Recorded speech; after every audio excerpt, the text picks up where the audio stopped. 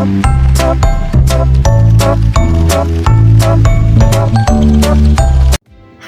semua, kembali lagi bersama saya Devanita Sabrina Tri Haryana.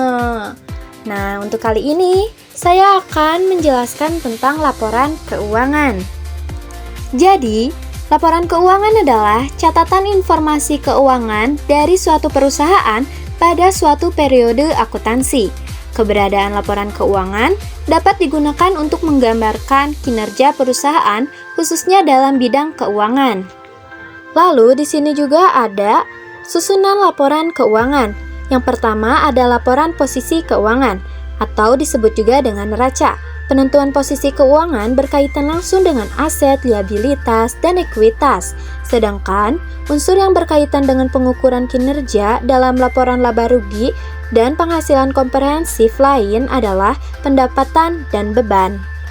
Yang kedua, laporan laba rugi.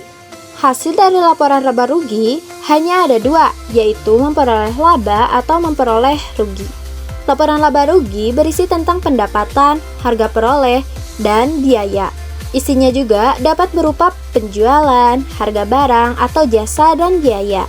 Laba diperoleh ketika selisih antara pendapatan dikurangi dengan harga perolehan dan biaya bernilai positif. Sementara rugi diperoleh ketika selisih antara pendapatan dikurangi dengan harga perolehan dan biaya bernilai negatif. Lalu yang ketiga ada laporan perubahan modal. Nah, laporan ini menampilkan perubahan jumlah modal dari awal periode permodalan hingga akhir periode permodalan.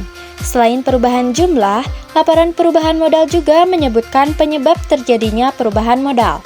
Perubahan modal dihitung dengan menyertakan informasi mengenai akun modal, prive, dan laba bersih. Yang keempat ada laporan arus kas. Berisi rincian sumber pemasukan dan pengeluaran kas sesuai dengan kegiatan operasi, investasi, dan pembiayaan. Selain itu, laporan arus kas dapat dijadikan sebagai alat analisis terhadap kesesuaian investasi dan pembiayaan dalam rencana keuangan perusahaan. Dalam perusahaan publik, laporan arus kas disebut sebagai laporan sumber dan penggunaan kas. Yang kelima, catatan atas laporan keuangan. Catatan tambahan yang diberikan sebagai informasi tambahan dan penjelas terhadap isi laporan keuangan. Umumnya, digunakan oleh perusahaan besar dengan bentuk catatan kaki. Tujuan dari catatan atas laporan keuangan adalah untuk memudahkan pembaca dalam memahami laporan keuangan.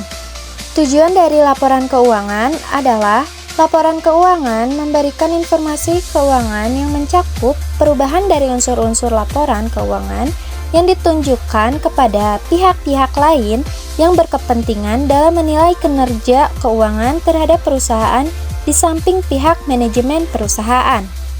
Baik, segitu saja dari saya. Maaf bila ada kesalahan dan semoga apa yang saya sampaikan dapat kalian pahami.